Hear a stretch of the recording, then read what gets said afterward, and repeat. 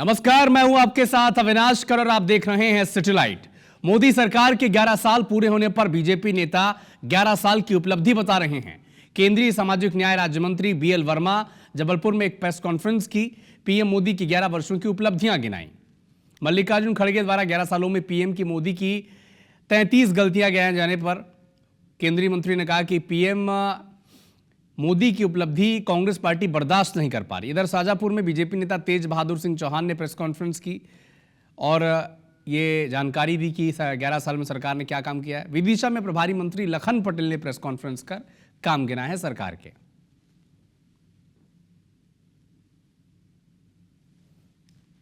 देखिए, कांग्रेस के नेता हों या इंडी गठबंधन के अन्य नेता हों, मैं कहूँगा कि 60 वर्षों का जो लेखा जोखा है आपके सामने। हमने तो नहीं रोका था कि आप मत करिए, लेकिन चूँकि वो कर तो नहीं पाए और हम जब आगे करते हैं तो उसको बर्दाश्त नहीं कर पाते। तब मैं कहूँगा कि आज आदरणीय प्रधानमंत्री मोदी जी हमेशा कोई भी काम करते हैं वो उसकी सफलता का श्रेय केवल अपने को नहीं, पूरे देश की जनता को, सबको देने का काम करते हैं। देखिए, हमारी सरकार लगातार नदियों पर काम कर रही है और हम बहुत सौभाग्यशाली हैं कि मध्य प्रदेश नदियों का बहुत बड़ा गढ़ है और यहाँ पर हम लोग दूसरे तरीके से, हमारी सरकार दूसरे तरीके से कई जगह नदियों को जोड़ करके, जो पुरानी हमारे पूर्व प्रधानमंत्री आदरणीय अटल बिहारी वाजपेयी जी का सपना था, उस सपने को माननीय मोदी जी और माननीय डॉक्टर मोहन यादव जी पूरा करने जा रहे हैं। और उस सिलसिले में मध्य प्रदेश में 2 बड़ी परियोजनाएं आ गई जिनका भूमि पूजन हो गया।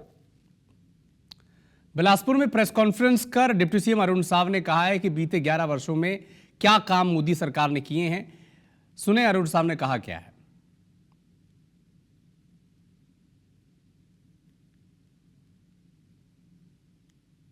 छत्तीसगढ़ से माननीय प्रधानमंत्री जी का गहरा लगाव है, तो किसानों से भी वादा था उसको भी पूरा किए हैं।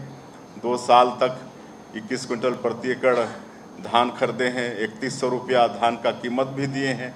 तो आज 22,000 से ज़्यादा राम भक्त रामलला दर्शन योजना का भी लाभ ले चुके हैं। ये सब आदरणीय मोदी जी के आशीर्वाद से ही संभव हो रहा है। मोदी जुमलों की सरकार चला रहे हैं। आदरणीय साथियों, मोदी सरकार के 11 साल के अपने कार्यकाल में हर क्षेत्रों में विफल हुए। मेक इन इंडिया का नाम इन्होंने दिया, मेक इन इंडिया नहीं बल्कि फेक इन इंडिया साबित हुआ।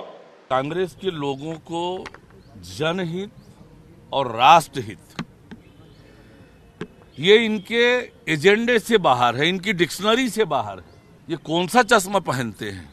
हर क्षेत्र में तरक्की हो रही है और ये इटली वाला चश्मा जब तक उतार के देखेंगे नहीं तो इन्हें देश का विकास दिखेगा नहीं। और जिनका इतिहास है धोखा देने का, वादा खिलाफी करने का, उन्हें इस प्रकार का आरोप लगाने का कोई अधिकार नहीं है।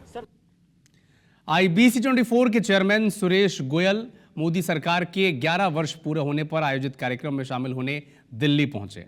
मंडपम में आयोजित इस कार्यक्रम में छत्तीसगढ़ से बतौर मीडिया हाउस केवल IBC24 के चेयरमैन और संपादक को आमंत्रित किया गया था। इस दौरान चेयरमैन सुरेश गोयल ने जेपी नड्डा, नितिन गडकरी, राजनाथ सिंह, अश्विनी वैष्णव समेत कई केंद्रीय मंत्रियों से मुलाकात की। IBC24 के COO विवेक पारख और मैनेजिंग एडिटर विश्वेश ठाकरे भी मीडिया मीट में शामिल हुए। मोदी सरकार की 11 साल पूरे होने पर आयोजित कार्यक्रम में IBC24 के चेयरमैन सुरेश गोयल विशेष रूप से आमंत्रित रहे। इस कार्यक्रम में सरकार की ओर से सूचना एवं प्रसारण मंत्री अश्विनी वैष्णव, रक्षा मंत्री राजनाथ सिंह, बीजेपी के राष्ट्रीय अध्यक्ष जेपी नड्डा समेत कई केंद्रीय मंत्री शामिल हुए। इस मौके पर IBC24 के चेयरमैन सुरेश गोयल ने केंद्रीय मंत्री जेपी नड्डा और गडकरी से खास मुलाकात करते हुए कहा कि छत्तीसगढ़ के मुख्यमंत्री विष्णुदेव साय के नेतृत्व में देश के इंजन के रूप में विकसित हो रहा है। और दिल्ली के मंडपम में हुए इस आयोजन में IBC24 के मैनेजिंग एडिटर विश्वेश ठाकरे ने रक्षा मंत्री राजनाथ सिंह को IBC24 के नए ऑफिस और विश्व स्तरीय तकनीक के बारे में जानकारी दी।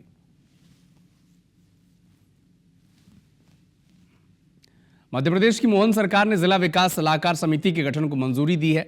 इस फैसले के साथ मोहन सरकार ने जिलों में सत्ता का विकेंद्रीकरण करने का फैसला लिया है। प्रदेश में अब जिला विकास सलाहकार समितियां काम करेंगी। इसके साथ ही जिले के विकास का रोडमैप भी तैयार करना होगा। बता दें कि मुख्यमंत्री की अध्यक्षता में हर जिले में जिला विकास सलाहकार समिति का गठन होगा।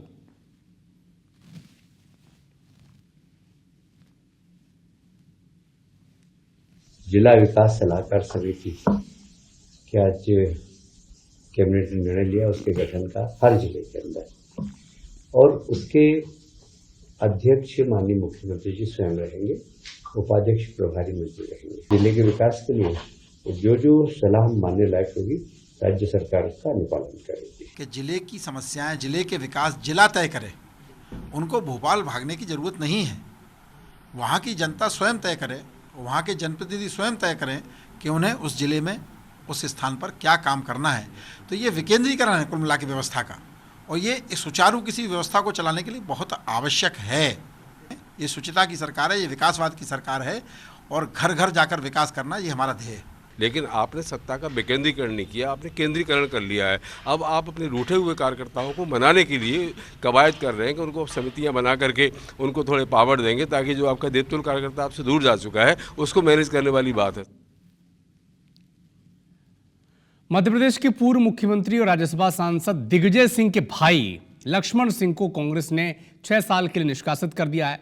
लक्ष्मण सिंह के बहाने अब बीजेपी ने कांग्रेस को घेरना भी शुरू किया है।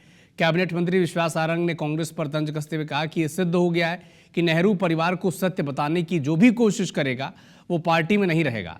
लक्ष्मण सिंह के खिलाफ कार्रवाई अलोकतांत्रिक और दुर्भाग्यपूर्ण है। कांग्रेस केवल नेहरू परिवार की चमचागिरी करने पर ही आपको पद देती है। जो नेहरू परिवार के खिलाफ बोलेगा या यथार्थ बोलेगा उसका कांग्रेस में स्थान नहीं होगा। निश्चित रूप से लक्ष्मण सिंह जी को जिस प्रकार से कांग्रेस ने निकाला है ये बहुत ही आपत्तिजनक है, दुर्भाग्यपूर्ण है। कांग्रेस पार्टी के वरिष्ठ नेता लक्ष्मण सिंह जी के निष्कासन से एक बात स्पष्ट हो गया है कि अगर कांग्रेस में रहना है तो गांधी परिवार की चरण वंदना करना पड़ेगा। कुछ दिन पहले राहुल गांधी जी वैसे भी भोपाल पधारे थे, और राजकुमार ने जिस प्रकार से घोड़ों की विश्लेषण किया था उससे एक बात और स्पष्ट हो गई है कि कांग्रेस में दौड़ने वाले घोड़े नहीं बल्कि सर्कस के घोड़ों की आवश्यकता है।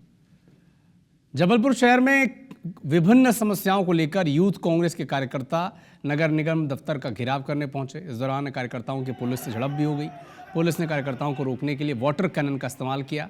इस प्रदर्शन में विधायक लखन घनघोरिया भी शामिल हुए। कांग्रेस के मुताबिक शहर में डोर टू डोर कचरा कलेक्शन पूरी तरह से ठप पड़ा है। जगह जगह निर्माण कार्य बंद हो रहे हैं और इन समस्याओं पर कोई कार्रवाई नहीं होती। नगर सत्ता की नाकामी के खिलाफ और जो व्यापक अराजकता है शहर में, चाहे यातायात में लो, चाहे जल संकट का मामला लो और चाहे जल प्लावन का लो, डोर टू डोर कलेक्शन की पूरी स्थितियां गड़बड़ाई हुई हैं। इन तमाम बातों को लेके 8 सूत्री मांग पत्र समर्थ अवस्थी ने पेश किया है। ऐसे कमज़ोर भ्रष्ट नगर निगम का हम लोग ने आज घेराव किया है, जो कि भ्रष्टाचार करने के अलावा कोई और काम कर नहीं रहा है। डोर टू डोर व्यवस्था जो है चरमरा गई है। वही कचरा आज हम लोग लेके आए थे पन्नियों में नगर निगम को सुपुर्द करने। और सिंपल ये थी कि भैया डोर टू डोर कचरा कलेक्ट नहीं हो रहा है। वो कचरा हम लेके आए थे, सबको मालूम है डोर टू डोर कचरा कलेक्ट नहीं हो रहा है। रायपुर में अपेक्स बैंक के नवनियुक्त अध्यक्ष केदार गुप्ता ने पदभार ग्रहण किया। इंडोर स्टेडियम में आयोजित कार्यक्रम में सीएम विष्णुदेव साय, विधानसभा अध्यक्ष डॉक्टर रमन सिंह समेत अन्य नेता मौके पर मौजूद रहे। जशपुर के फरसावार अपेक्स बैंक शाखा का लोकार्पण भी किया गया। सीएम ने कहा कि सहकारिता को एक एक घर तक पहुंचाने का काम केदार गुप्ता करेंगे। श्री केदारनाथ गुप्ता जी का पदभार ग्रहण समारोह था और साथ में सहकारिता सम्मेलन भी था। सहकारिता से जुड़े पूरे प्रदेश भर से लोग यहाँ पर आए हुए हैं और बड़ी गरिमामय वातावरण में पदभार ग्रहण समारोह संपन्न हुआ है। श्री केदारनाथ गुप्ता जी को बहुत बहुत बधाई, शुभकामनाएं देता हूँ। एक लंबा अनुभव है उनका काम करने का, तो उनके नेतृत्व में सहकारिता हमारे प्रदेश में और मजबूत होगा। भाइयों की धान की खरीदी 149.24 लाख टन सोसाइटी के सभी सदस्यों ने मिलकर की है और आगे किसान भाइयों को ऐसी और सुविधाएं जो 53 काम सोसाइटी में और कर रहे हैं, खाली धान खरीदी खाद का नहीं, नए नए विषय हैं, हम उसको लेकर सोसाइटी को समृद्ध करेंगे। छत्तीसगढ़ में युक्तियुक्तकरण के खिलाफ चरणबद्ध आंदोलन का दम भरने वाली कांग्रेस अपने एजेंडे को लागू नहीं कर पा रही है। कांग्रेस ने युक्तियुक्तकरण के खिलाफ पहले चरण में वरिष्ठ नेताओं को जिले में प्रेस कॉन्फ्रेंस की जिम्मेदारी दी थी। कई जिलों में अभी तक वो नहीं हो पाया है। दूसरे चरण में बीओ दफ्तर के सामने प्रदर्शन की योजना थी, लेकिन कई ब्लॉक में प्रदर्शन नहीं हो पाया है। डीओ दफ्तर घेराव का जो मामला था, ये भी ठंडे बस्ते में चला गया है।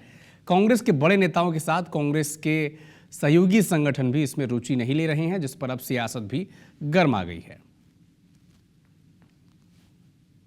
बिल्कुल कोई साथ में नहीं है। शिक्षा हित का मामला है और शिक्षा हित के लिए आम जन का जो वो है, लोगों की जो डिमांड है वो शिक्षकों की उपलब्धता पर है। कहीं ऐसा ना हो कि एक स्कूल में 10 बच्चे हैं और 10 शिक्षक हो, या फिर एक ही कैंपस में 4-4 स्कूल चल रहे हों, तो हम वो स्थिति नहीं हो और युक्तियुक्तकरण के ही इसका समाधान हो सकता है। ये युक्तियुक्तकरण है और इसके लिए जबरदस्ती का लोगों के मन में भ्रम पैदा करने के लिए, लोगों के मन में ये खाली ये बताने के लिए कि कहीं कुछ गड़बड़ हो रहा है। भाई मुद्दे चुनो ठीक से, विरोध करना है तो मुद्दे ठीक से चुनिए, तब जाकर विरोध करिए। विष्णुदेव जी की सरकार पालनहारी सरकार है। जिस तरह से आरोप लगा रहे हैं, 15 साल इनकी सरकार थी, 15 साल में शिक्षक क्यों भर्ती नहीं कर पाए? आज इनकी सरकार है, नौकरी नहीं दे पा रहे, इसलिए तो स्कूल बंद कर रहे हैं आप, ताकि हमको स्कूल खाली ना रहे और युवाओं को नौकरी देना ना पड़े। सिंपल सा बात। कहीं ना कहीं आप अपनी जिम्मेदारियों से भागने का कोशिश कर रहे हैं। रायगढ़ नगर निगम ने शहर में गौठानों का निर्माण तो कर दिया, लेकिन अब फंड नहीं मिलने से गौठानों के संचालन में नगर निगम के पसीने छूट रहे हैं। आलम यह है कि 3 में से 2 गौठान बंद हो चुके हैं। तीसरी गौठान को किसी तरह सामाजिक संस्था के द्वारा संचालित किया जा रहा है। खास बात यह है कि कांग्रेस सरकार में इन्हीं गौठानों के निर्माण पर 85 लाख रुपए खर्च किए गए थे। ऐसे में अव्यवस्था और निगम की लापरवाही को लेकर सवाल उठ रहे हैं। नहीं, पूरे छत्तीसगढ़ में मेरे ख्याल से जितने गौठान थे वो सारे गौठान बंद हैं। हमारे यहाँ जो हम लोगों ने संबलपुरी में जो एक गौठान बनाया था बड़ा सा, और उसमें जो है इस शहर से जितने भी आवारा पशु थे उनको ले जाके वहाँ हम लोगों ने शिफ्ट किया था। जैसे बीजेपी का शासन आया है, हमारे सारे गौठान जब सरकार की ये गौठान योजना जो चलाई गई थी, वो शहरी क्षेत्र के अंदर में अगर इसका किसी भी संस्था के माध्यम से चलाई जा रही है तो उसके रखरखाव के लिए भी नगर निगम ध्यान देगी। एमपी सरकार ने किसानों, व्यापारियों और दाल मिल उद्योग के हित में बड़ा फैसला लिया है। मुख्यमंत्री मोहन यादव की अध्यक्षता में कैबिनेट बैठक हुई और इसमें आयातित तुअर दाल पर मंडी टैक्स पूरी तरह से खत्म करने का फैसला लिया। सरकार के इस कदम से कटनी के दाल मिल मालिकों में खुशी है। उन्होंने विधायक संदीप जायसवाल के घर जाकर मुख्यमंत्री मोहन यादव और बीजेपी के प्रदेश अध्यक्ष वीडी शर्मा के प्रति आभार जताया और वीडियो कॉल पर भी वीडी शर्मा से बातचीत भी की। तुअर दाल पर मंडी टैक्स लग रहा था। उस मंडी टैक्स के कारण हमारे यहाँ के प्रदेश के जो उद्योगपति थे, दाल मिलर्स थे, उनकी कास्ट जो है अतिरिक्त वृद्धि होती थी कि तुअर दाल पर जो आयातित दाल है उस पर मंडी टैक्स परमानेंट माफ़ कर दिया गया। आयातित तुअर प्रदेश के बाहर से आने वाले कच्चे माल पे जो मंडी शुल्क लगता था, जिसके कारण यहाँ की मिलें, कटनी ज़िले की मिलें और प्रदेश की बाकी शहरों की भी मिलें करीब करीब मरणावस्था में आ गई थी। उन्होंने मंडी टैक्स छूट प्रदान करके उनको संजीवनी प्रदान की। रीवा में शिक्षा विभाग में जमकर भ्रष्टाचार किया गया और मिली भगत कर नियुक्तियां कर दी गई, लेकिन जांच हुई तो भ्रष्टाचार उजागर हो गया। अब प्रशासनिक अफसर जांच के घेरे में हैं और कई सवाल भी उठ रहे हैं। एक रिपोर्ट आप देखें।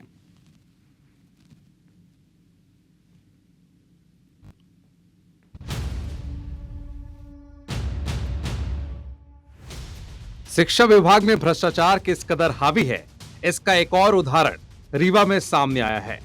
दरअसल जिले में पिछले 1 साल में 36 अनुकंपा नियुक्ति की गई, जिसमें से 10 मामले संदिग्ध होने पर दस्तावेजों की जांच की गई।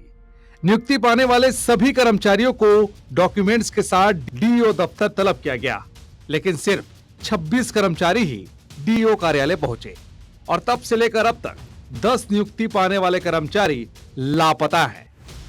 जो लोग दस्तावेज लेकर नहीं आए वे सभी कोल जाति के हैं। इतना ही नहीं, एक परिवार से तो भाई बहन को भी नियुक्ति दे दी गई है। अब जिम्मेदार फर्जी नियुक्ति लेने वालों की नियुक्ति निरस्त करने की बात कह रहे हैं। इसके संबंध में प्राप्त जानकारी के अनुसार डीओ ने उनके खिलाफ एफआईआर भी दर्ज की है, जिनके अनुकंपा नियुक्ति फर्जी की बात सामने आ रही है, और इन्होंने अपने कार्यालय में भी समस्त प्राचार्यों से अभिलेख भी मंगाए हैं, उसकी जांच कर रहे हैं।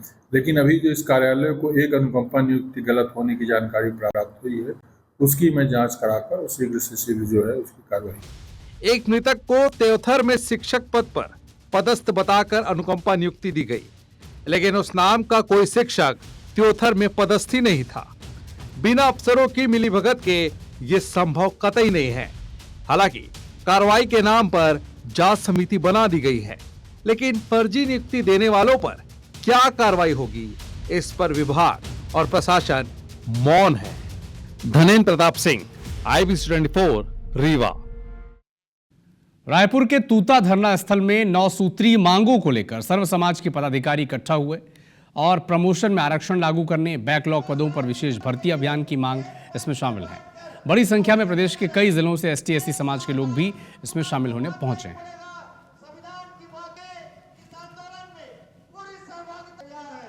राज्य बनने के बाद से अभी तक से विशेष भर्ती अभियान इस राज्य में चलाया नहीं गया। लाखों पद बैकलॉग अनुसूचित जाति, जनजाति और पिछड़े वर्ग के पड़े हुए हैं। सरकार इस मांग को भी अनसुनी कर दी है, इसलिए आज हमें आना पड़ा। यहाँ के मूल निवासियों का तो जाति प्रमाण पत्र बन नहीं रहा है, बाकी अन्य राज्य से जो आए हैं उनके जाति प्रमाण पत्र आसानी से बन जा रहा है। स्थानीय जो आदिवासी है वो अपने आप को ठगा महसूस करता है, इसलिए ये आंदोलन आज किया जा रहा है।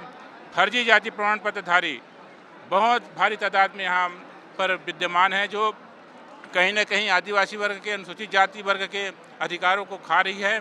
और भविष्य में सरकार हमारी बातों को अनसुनी नहीं करती तो फिर बड़े आंदोलन की रूपरेखा तय होगी। छात्रवृत्ति है, पेशा कानून एक्ट है और साथ में भू अधिनियम जैसी मूलभूत जो राज्य शासन को ध्यान आकर्षित करने वाली जो मुख्य बिंदु हैं, उन मांगों को लेकर आज हम यहाँ पे एक विरोध प्रदर्शन, एक धरना प्रदर्शन, आम प्रदर्शन यहाँ पे कर रहे हैं, ताकि हमारी जो बात है राज्य शासन तक पहुँचे। चिप्स यानी छत्तीसगढ़ इन्फोटेक प्रमोशन सोसाइटी के नए नियमों के खिलाफ सरगुजा आधार ऑपरेटर्स ने मोर्चा खोल दिया है। दरअसल आधार ऑपरेटर अब तक UEDAI और चिप्स के नियमों के तहत काम कर रहे थे, लेकिन अब इसमें बदलाव किया जा रहा है। इसके तहत VLE सिस्टम को खत्म करते हुए ऑपरेटर्स को इन हाउस यानी शासकीय दफ्तर परिसर में सेवा देने के निर्देश जारी किए गए हैं। इसके अलावा ऑपरेटर्स से सिक्योरिटी डिपॉजिट के तौर पर 1.5 लाख रुपए मांगे हैं। ऑपरेटर्स का कहना है कि वो पहले ही अपना सेंटर चलाने के लिए लाखों की मशीन खरीद चुके हैं, अब ऐसे में फिर से 1.5 लाख का डिपॉजिट कराना गलत है। 5 तारीख को एक लेटर जारी किया है, लोगों को VLE मॉडल से हटा के इन हाउस मॉडल में कर रहा है। हम उसके लिए सहमत हैं, परंतु उसने कई तरह के शर्तों को रखा है, जिसमें गांव के ग्रामीण क्षेत्र में जितने आधार सेंटर चलते थे, सारे आधार सेंटरों को एक सिरे से बंद कर दिया जा रहा है। ग्रामीण क्षेत्र के आधार ऑपरेटरों को हटा दिया जा रहा है और ग्रामीण क्षेत्र में जो भी आधार बनवाने के लिए आते हैं उनको शहरी क्षेत्र जाना पड़ेगा और जो आधार बनाएगा उसको 1.5 लाख रुपया की एक मुश्त सिक्योरिटी राशि अदा करनी पड़ेगी, जो हम देने में असमर्थ हैं। जिले के आधार संचालकों द्वारा कलेक्टर महोदय को ज्ञापन दिया गया है, चूंकि नई नीति जो आधार संचालन जो इन हाउस मॉडल के तहत शासकीय परिसरों में करना है, उसके लिए नया SOP स्टेट से जारी हुआ है, जिसकी मांगे हैं। वो कह रहे हैं कि 1.5 लाख रुपए को 50,000 किया जाए, तो हम उनको जो चिप्स है, चिप्स CO को हम भेजेंगे और यहाँ से पत्र के माध्यम से बता। बिलासपुर हाईकोर्ट ने उत्तराधिकार से जुड़े एक याचिका की सुनवाई करते हुए मामले में बहुत ही महत्वपूर्ण फैसला लिया है। हाईकोर्ट ने अपने फैसले में कहा है कि दत्तक पिता अविवाहित पुत्री की बीमा, बैंक राशि या संपत्ति का उत्तराधिकारी नहीं हो सकता। जानकारी के मुताबिक याचिकाकर्ता खीती भूषण ने अपनी भतीजी ज्योति पटेल को गोद लिया था। ज्योति के पिता पंचराम पटेल, जो कि पुलिस विभाग में कांस्टेबल हैं, उनका निधन 1999 में हो गया था। पिता की मृत्यु के बाद ज्योति दादा के संरक्षण में रही। बाद में खीती भूषण ने ज्योति को विधिवत गोद लेकर शिक्षा, पालन पोषण की जिम्मेदारी उठाई। इसी बीच ज्योति को अनुकंपा नियुक्ति भी मिली, लेकिन 17 दिसंबर 2014 को अविवाहित अवस्था में उसकी मृत्यु हो गई। मृत्यु के बाद दत्तक पिता ने उसके बैंक खाता, बीमा और जमा राशि प्राप्त करने के लिए सिविल कोर्ट में उत्तराधिकार होने का दावा दिया, जो खारिज कर दिया गया। आवेदन निरस्त होने के खिलाफ उन्होंने हाईकोर्ट में अपील पेश की थी। युक्तियुक्तकरण में गड़बड़ी के आरोप को लेकर दायर याचिकाओं पर बिलासपुर हाईकोर्ट में 70 मामलों में एक साथ सुनवाई हुई। कोर्ट ने कलेक्टर की अध्यक्षता में बनी जिला स्तरीय समिति के समक्ष याचिकाकर्ता शिक्षकों को अभ्यावेदन पेश करने और निराकरण करने का निर्देश प्रदेश भर के कलेक्टर्स को दिया है। 13 तारीख को अपना अभ्यावेदन दें, जिसमें वो अपने गृहांश लिख कर दे सकते हैं और कलेक्टर की अध्यक्षता में गठित वो कमेटी 16 तारीख को वो अपील होंगे पिटिशनर, और वो उसको फिर डिसाइड करेगी और 8 से 7 दिन के अंदर कमेटी को उस पर निर्णय लेना है। और तब तक के लिए माननीय न्यायालय ने उस आदेश को स्थगित रखा है।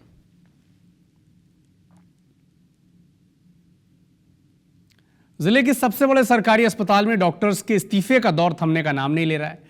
पहले से डॉक्टर्स की कमी से जिला अस्पताल जूझ रहा था। अब 5 डॉक्टर्स ने एक साथ इस्तीफा दे दिया है।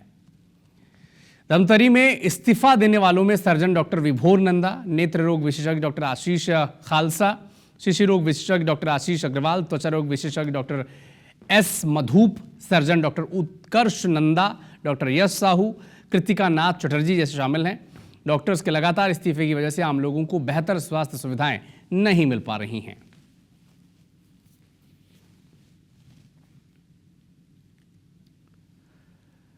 राजनांदगांव के मोहड़ वार्ड में शिवनाथ नदी से अवैध रेत का खनन कर रहे रेत माफिया को रोकने गए ग्रामीणों पर रेत माफिया ने गोली चला दी।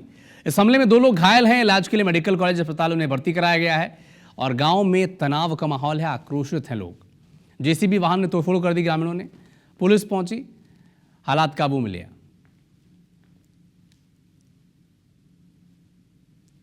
रेती माफिया द्वारा रेत खनन के लिए रेत बना रहे थे।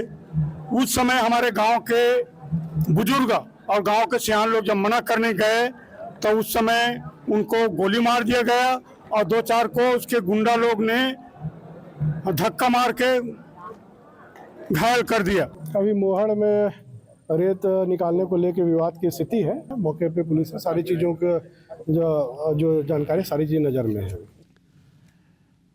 रामानुजगंज के औरंगा गांव में विशेष पिछड़ी जनजाति के पंडो समुदाय की बस्ती है और यहां पर टीबी के मरीजों की संख्या लगातार बढ़ रही है। स्वास्थ्य विभाग का कहना है कि गांव के लोग पहले रोजगार के लिए दूसरे राज्यों में क्रेशर प्लांट में काम करने जाते थे। उनके द्वारा गांव में टीबी का संक्रमण बढ़ा है और इसके अलावा कुछ ऐसे भी मरीज हैं जिन्हें सिलिकोसिस नाम की बीमारी पाई गई है। इलाज उनका कराया जा रहा है। स्वास्थ्य विभाग की माने तो गांव में अब तक टीबी से केवल 4 मौतें हुई हैं, लेकिन समाज के अध्यक्ष और ग्रामीण कहते हैं कि अब तक 25 लोगों की मौत टीबी के चलते हो गई है।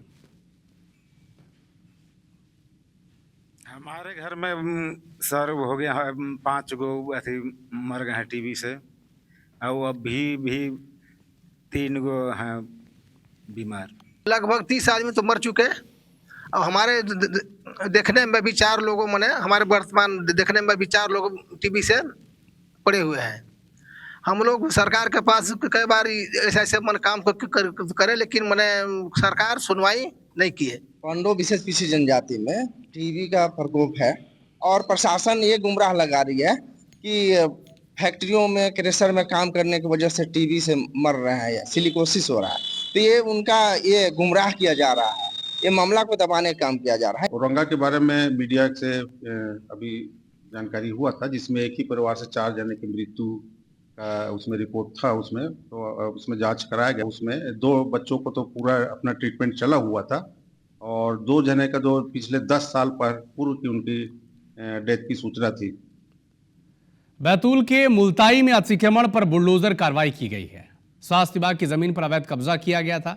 1989 से यहां पर मदरसा चल रहा था, जिस पर पुलिस और नगर पालिका की संयुक्त टीम ने कार्रवाई की, अतिक्रमण को हटाया। इस जमीन की कीमत करीब 50 से 60 करोड़ रुपए की जा रही है। शासकीय भूमि पर अतिक्रमण करके मदरसा बनाया गया था, तो तहसीलदार ने अतिक्रमण का केस दर्ज करके विधिवत उसकी सुनवाई की। सुनवाई करने के बाद स्पीकिंग आदेश पारित किया और आज उस आदेश का एग्जीक्यूशन करके हम लोगों ने 31,000 वर्ग फीट भूमि पे निर्मित 3,000 वर्ग फीट का जो मदरसा था उसको आज हमने ध्वस्त करने की कार्रवाई की।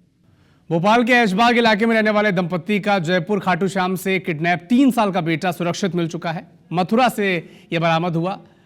स्यारहा गांव मथुरा का ये गांव है। पुलिस ने मासूम को बरामद किया है। 6 जून को खाटू श्याम मंदिर परिसर से इसका अपहरण हुआ था। हमको अब अच्छा लग रहा है कि बच्चा मिल गया हमारा। बड़ी खुशी की बात है। बड़ी खुशी की बात है, उनका बच्चा सही सलामत मिल गया। हम लोगों ने 5 दिन से बराबर प्रे करी बच्चे के लिए। बहुत बहुत खुशी की बात है। सबसे पहले तो हमारे को पुलिस का थैंक यू और मीडिया का थैंक यू कि इतनी खबर चलाई और इतना जागरूक करा, और आज हम लोग बड़े खुश हैं कि वो मिल गया, वो सही सलामत मिल गया। सबसे बड़ी खुशी है। और हमने तो इतनी दुआएं करी उस बच्चे की, जब भी सुनी तो कि ऊपर वाला उसका बच्चा मिल जाए। 3 बेटियों के बाद में एक बेटा है उसका। जब कुछ सुबह सुना तो बहुत खुश हो रहे हैं हम कि चलो ऊपर वाले ने सबकी दुआएं सुन ली हैं। लेकिन हम इतने खुश हैं कि हम क्या बताएं। हम पास में रहते लेकिन हम ज्यादा ध्यान नहीं रख पाते। हाँ, हम बहुत खुश हैं कि उसका बेटा मिल गया। बिलासपुर में एक बार फिर से ड्रंक एंड ड्राइव के साथ हिट एंड रन का मामला सामने आया। नशे में धुत कार सवार ने कई लोगों को चपेट में लिया। सरकंडा थाना क्षेत्र के खमतराई का मामला है। देर शाम उस वक्त हड़कंप मच गया जब एक तेज रफ्तार कार कई लोगों को अपनी चपेट में लेते हुए हादसे का शिकार हो गई। कई लोगों को टक्कर मारने के बाद भी कार हादसे का शिकार हो गई। अचानक कार में आग लग गई और जलकर जो कार थी ये जलकर खाक हो गई। नशे में धुत कार सवार को लोगों ने गाड़ी से नीचे उतारकर जमकर पिटाई की है। प्रथम दृष्टया चालक का नाम अतुल यादव के रूप में सामने आया है, जिसके द्वारा जो है बिरकोना रोड से यहाँ तक जो है करीब 5 किलोमीटर के सफर में जो है 3-4 जगह एक्सीडेंट घटना सब की बात सामने आई है। आरोपी को जो है हॉस्पिटलाइज्ड उपचार हेतु भर्ती किया गया है। प्रकरण में अनुसंधान जारी है। जैसे जैसे तथ्य सामने आते जाएंगे अग्रिम कार्रवाई सुनिश्चित की जाएगी। सिवनी की सुकतरा हवाई पट्टी पर फिर मेस्को एरोस्पेस लिमिटेड का ट्रेनी विमान फिसलकर पलट गया। गनीमत रही कि इस हादसे से कोई हताहत नहीं हुआ। 10 दिन में यह दूसरी घटना है। प्रत्यक्षदर्शियों के मुताबिक हादसे के तुरंत बाद कंपनी के कर्मचारियों ने लापरवाही छिपाने की कोशिश की और दुर्घटना विमान को आनन फानन में तिरपाल से ढक दिया।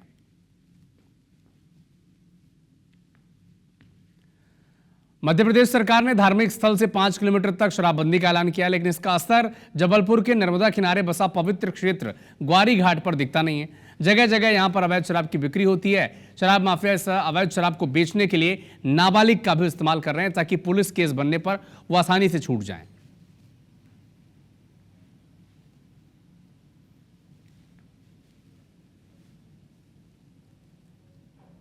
कि जिस घर का हमने 3 बार पहले वीडियो वायरल किया था, 3 बार वीडियो दिखाया प्रशासन को कि आज भी उसी घर में शराब बिक्री हो रही है। यहाँ तक कि अब शराब माफियाओं ने छोटे छोटे नाबालिग बच्चों को हथियार बनाया है, उनसे भी शराब बिकवाई जा रही है ताकि उनके ऊपर नाबालिग केस बने और जल्दी वो छूट सकें। तो इस तरीके की जो गतिविधि चल रही है, घाट में भी लोग जाके मंगलवार का दिन हो या शनिवार का हो या सोमवार का हो, जाकर घाट में शराब पीते हैं। लेकिन जो आला अधिकारी हैं इसके नियम का पालन करवाने में असमर्थ समझ आ रहे हैं। संबंधित संदिग्ध वायरल वीडियो की जांच की जा रही है और जांच के दौरान इसमें जो भी व्यक्ति इस तरह का कृत्य करता पाया जाएगा उसकी पहचान स्थापित की जा रही है और तत्काल इसमें वैधानिक कार्रवाई करना सुनिश्चित की जाएगी। भोपाल में 10 साल से ज्यादा के इंतजार के बाद तैयार होने जा रहे ऐशबाग के रेलवे ओवरब्रिज को 90 डिग्री का टर्न दिया गया है। वाहनों को लगभग 90 डिग्री यहां पर मुड़ना पड़ सकता है। इस एंगल पर वाहन मोड़ने पर गाड़ियां ब्रिज की दीवार से टकरा भी सकती हैं या फिर सामने से आ रही गाड़ी से हादसा भी हो सकता है, एक्सीडेंट भी हो सकता है। कंस्ट्रक्शन फॉल्ट लोगों के लिए जानलेवा साबित हो सकता है। जायजा लिया है हमारी संवाददाता हरप्रीत कौर रीन ने। राजधानी भोपाल के ऐशबाग इलाके में करीबन 10 साल में बनकर तैयार हुआ आरओबी यानी रेलवे ओवरब्रिज लोगों के लिए सुविधा की बजाय जानलेवा बन गया है।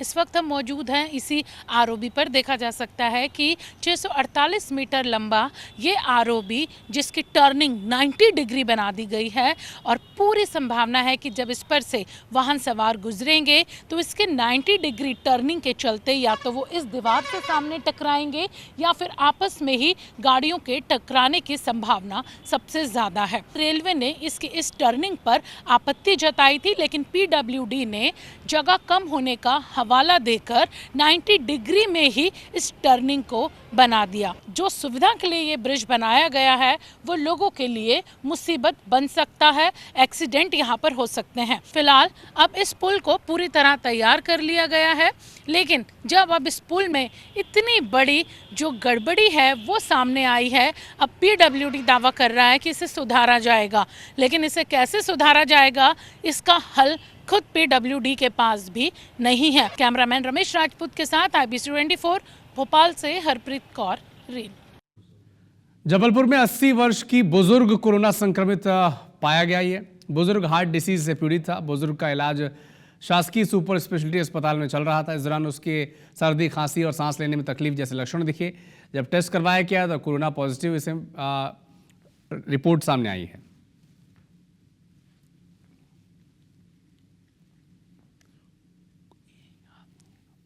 एक व्यक्ति जो 80 वर्ष उम्र के हैं, ये super speciality hospital medical college में भर्ती हुए थे। हृदय से संबंधित उनको तकलीफ थी। उनका कोविड टेस्ट कराया था, सुबह सैंपलिंग की गई, फिर शाम को करीब 4 बजे उनका रिजल्ट पॉजिटिव आया। स्पेशलिटी से उनको शिफ्ट कर दिया गया है आइसोलेशन वार्ड में। मरीज को और कोई लक्षण बढ़े नहीं हैं, वास्तव में उन्हें हृदय रोग है, उसमें भी सांस लेने में तकलीफ होती है, लेकिन चूंकि टेस्ट पॉजिटिव आया है इसलिए उन्हें अब आइसोलेशन में रखा जाएगा। उमरिया में बांधवगढ़ टाइगर रिजर्व प्रबंधन ने एक नई पहल शुरू की है। हाथी विशेषज्ञ हाथियों के सिर, कान, पूंछ और पीठ की फोटो अपने कैमरे में कैद कर रहे हैं और फोटो के आधार पर एक नई आईडी बना रहे हैं। इससे हाथियों की संख्या और झुंड की संख्या के साथ लोकेशन की जानकारी भी आसानी से मिल सकेगी। लगातार हाथियों का मूवमेंट रहा है, तो ये महसूस किया गया कि अगर उनकी पहचान स्थापित हो सके हर व्यक्तिगत हाथी की, तो उससे उनके मॉनिटरिंग में और उनके बिहेवियर की स्टडी में काफ़ी सहूलियत होगी। इसके लिए WRCS NGO ने आगे बढ़ कर के हमारे मदद को आगे आए हैं और उनकी पूरी एक्सपर्ट की टीम लगी हुई है। बुधवार को दतिया के लोगों को एक और सौगात मिली है। दरअसल दतिया रेलवे स्टेशन पर गोंडवाना एक्सप्रेस को स्टॉपेज दिया गया है। ये ट्रेन निजामुद्दीन से रवाना होकर रायगढ़ तक जाएगी और वापसी में भी यहां से होकर गुजरेगी, जिससे इस ट्रेन का लोगों को फायदा मिलेगा। पहली बार रेलवे स्टेशन पर ट्रेन रुकने पर लोगों में खुशी देखी गई। ट्रेन को यहां की स्थानीय सांसद संध्या राय ने हरी झंडी दिखाकर रवाना किया। मोदी सरकार के 11 साल पूरे हो गए हैं। अलीराजपुर में बीजेपी ने सरकार की उपलब्धियां गिनाई। केंद्रीय महिला एवं बाल विकास राज्य मंत्री सावित्री ठाकुर विशेष रूप से शामिल हुई।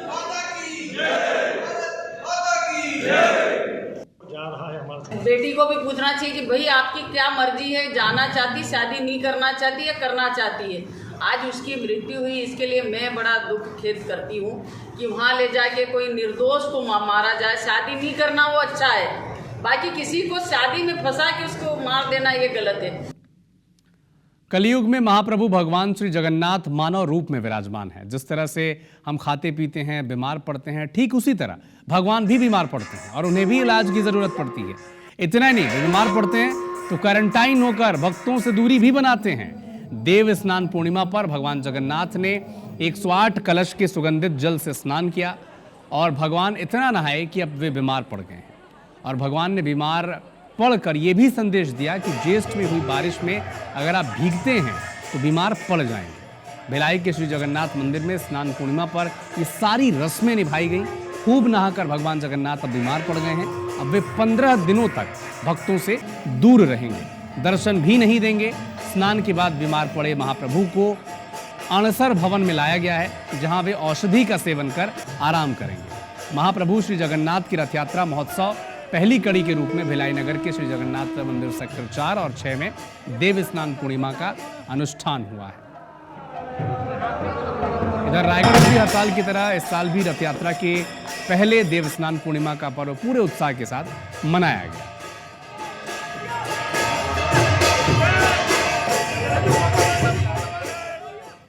महाप्रभु श्री जगन्नाथ के रथ यात्रा महोत्सव की पहली कड़ी के रूप में भिलाई के श्री जगन्नाथ मंदिर सेक्टर 4 और 6 में देव स्नान पूर्णिमा का अनुष्ठान हुआ। 108 कलश के सुगंधित जल से भगवान जगन्नाथ का स्नान किया गया। भगवान इतना नहाए कि अब वे बीमार पड़ गए।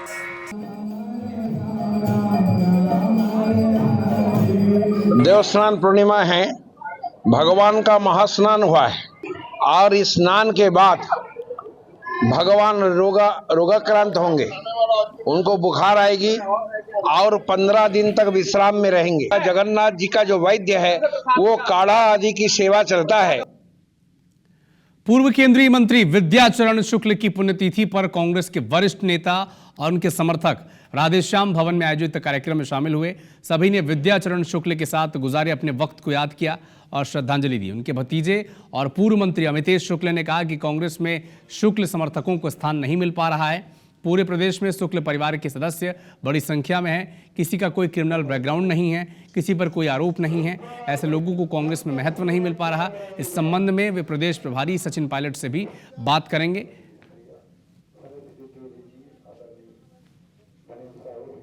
मानने वाले लोग हैं, चाहे वो श्याम भैया के लोग हों, चाहे विद्या भैया के लोग हों, वो आज भी बहुत ही ज़्यादा एक्टिव और श्याम भैया विद्या भैया के जो फॉलोअर्स हैं ये क्रिमिनल बैकग्राउंड के नहीं हैं। ये इसमें से कोई जेल नहीं गया हुआ है, न ही इनका कोई आदमी भ्रष्टाचार में डूबा हुआ है। ये जनता के बीच में जो है वो अच्छी पकड़ रखते हैं, तो निश्चित रूप से इसमें कांग्रेस को अगर इनको ज़्यादा से ज़्यादा जोड़ा जाएगा तो उससे कांग्रेस को बहुत फ़ायदा होगा। देखिए, राजनीतिक में पूरे अवसर खुले हुए हैं।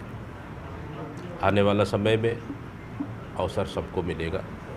जो पार्टी के लिए समय दे सके, पार्टी के लिए काम करने का इच्छा हो, पार्टी के लिए आगे आके काम करे, क्यों नहीं। पूरे कांग्रेस का दरवाज़ा खुला है, तो ऐसा अवसर मिलेगा। देखिए, विद्याचरण शुक्ल हमारे छत्तीसगढ़ ही नहीं देश के प्रमुख नेता रहे हैं और निश्चित तौर पे उन्होंने छत्तीसगढ़ के लिए बहुत कुछ काम किया। और यदि तवज्जो नहीं मिल रही है, क्या है स्थिति, उसके संदर्भ में यदि मुझे जानकारी होगी तो मैं कुछ कह पाऊंगा, लेकिन कांग्रेस पार्टी को इस पर चिंतन करना चाहिए। संत कबीरदास जी की जयंती यानी 11 जून 2025 को देश भर में धूमधाम से मनाई गई। दो तस्वीर आप देखें। गुरेला पेंड्रा मरवाई जिले में कबीर चबूतरा संत कबीर की तपोभूमि है। यह स्थल नर्मदा उद्गम स्थल से मात्र 5 किलोमीटर की दूरी पर है। यहाँ कबीर कुटी, कबीर कुंड, कबीर चबूतरा और कबीर वट वृक्ष जैसे प्रमुख स्थल हैं। इधर कोंडा गांव स्थित कृष्ण मंदिर के पीछे कबीर सत्संग भवन में संत कबीर साहब का प्राकट्य महोत्सव भक्ति भाव के साथ मनाया गया।